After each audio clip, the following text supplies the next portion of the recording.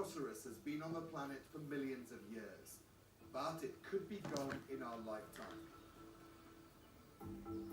Its horn is now worth more than cocaine on the black market, so poachers are driving rhinos to extinction. I mean, they are one of a species, but it seems to me they want to completely eliminate them from the face of the earth. But it's not just the greed of poachers and traffickers. Corruption is fueling the crisis. It doesn't matter where you get in Zululand, there's police corruption. In South Africa, it's infecting the courts and the parks that should be protecting them. Half of the Hluhluwe Umfolozi field rangers are corrupt. We meet the go-between who took bribes from poachers. I would give money to most of his friends, and most of his friends are magistrates, lawyers, prosecutors. Inside the courthouse. Magistrates who are now being investigated. And we meet the activist, risking her life to bring down the kingpins. Try to be as careful as I can. I don't have a fixed address. I change my phone number all the time. My phone's, you know, I'm like a ghost.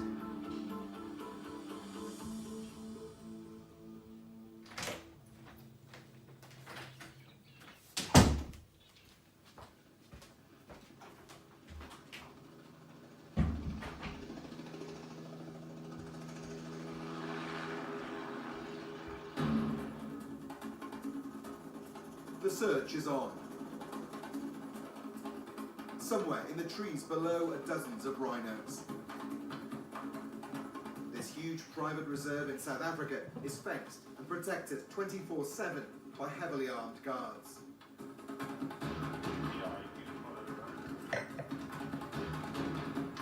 But the best way to deter the poachers is to remove what they kill for. And so the mission is to find the rhinos, sedate them and dehorn them to save their lives. But they're shy, suspicious and aggressive. It's going to be a long day.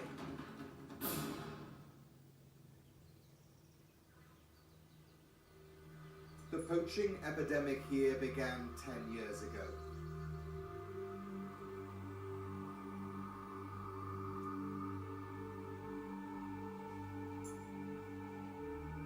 In that time, more than 8,500 African rhinos have been killed for their horns, most of them here in South Africa, which is home to 80% of the continent's stock. There are now only perhaps 25,000 left. 1,000 rhinos are being killed here every year. That's nearly 3 a day.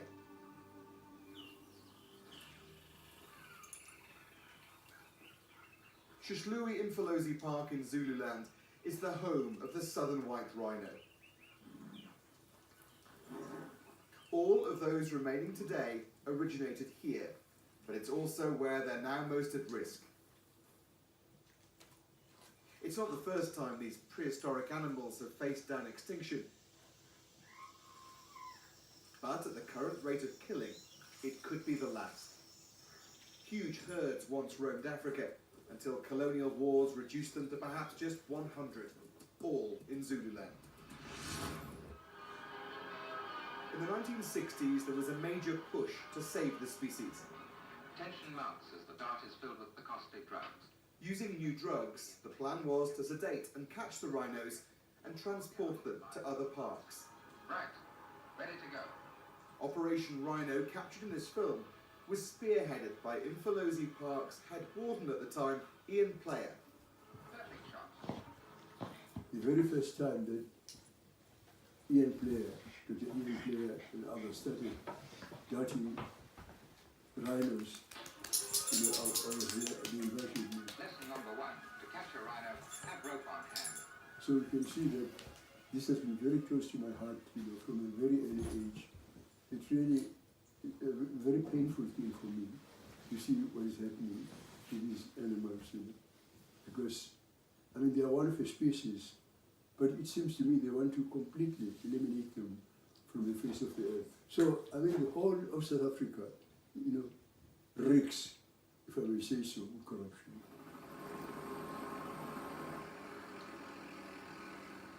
The moving of rhinos continues to this day.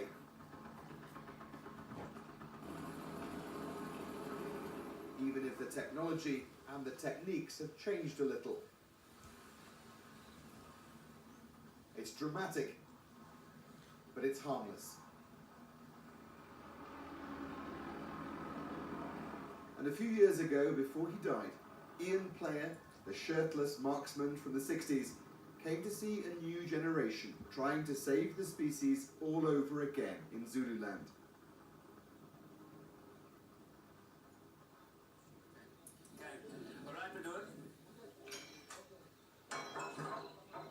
She's a silver slowly.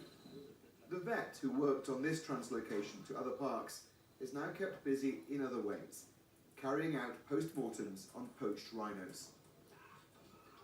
Well, you know, in the past it was something that was unusual. It was almost novel to go out to a poaching scene and conduct a forensic examination. Half a dozen a year was a lot. And then in the last 10 years, it slowly just picked up, where last year alone, between my colleague and myself, we did 176 examinations, which, you know, is phenomenal. And that is all in Kwazulu Natal.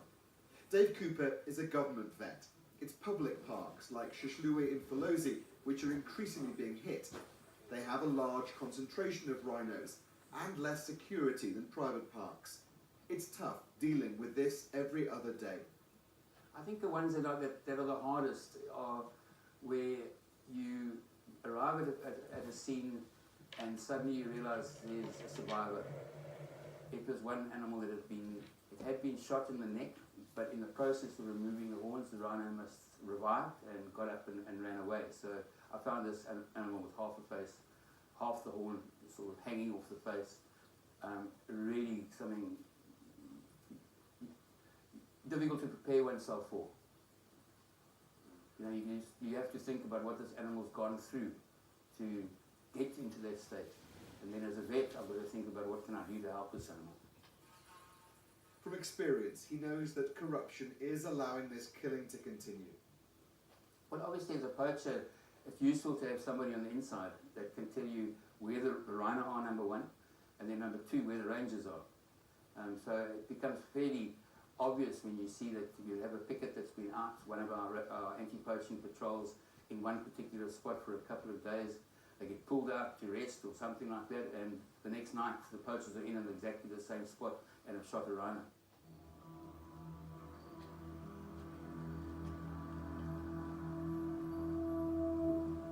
And he's not the only one to say so.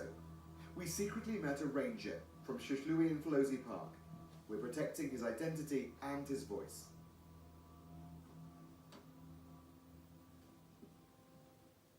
Half of the Hluhluwe Umfolozi field rangers are corrupt. Many people, many field rangers in reserves, many are totally involved in rhino poaching. There are some people involved as an inside job in rhino poaching. They've got friends, they've got brothers, they've got everything. They've got everyone who can say, I want to poach the rhino. That's a problem. He described an incident when rangers assigned from another park were told to hold off when they came across poachers. The 4 rhino poachers started to attack the rhinos, and so they radioed in a report. One of Phil's rangers replied, "No, wait for us. We are the people going to attack those people. Wait." They waited up until the poachers shot one rhino. The rhino was screaming. He blames the rangers in charge for deliberately preventing the poachers from being stopped. Nothing happened, but they took the horns and ran away after that. So you could have caught them if you hadn't been stopped? If no one had disturbed us at that time, everyone, these people who were around that place, would have been caught. He also blames management for being involved in corruption and says even if they catch people with horns and guns, they aren't always jailed. We arrest people in possession of rhino horns, but they have gone to court and have been found not guilty, and they are afraid. It's because of corruption. These people, these kingpins, have lots of money. They give it to the police, to the lawyers, There has been corruption in terms of some areas, and we believe we've tackled those areas. We've also passed that information on to the South African Police Services. Is half the park corrupt? No, Simple as that. simple as that. And you know that. I know that. Okay. There's been allegations of corruption at the management level as well. Equally so.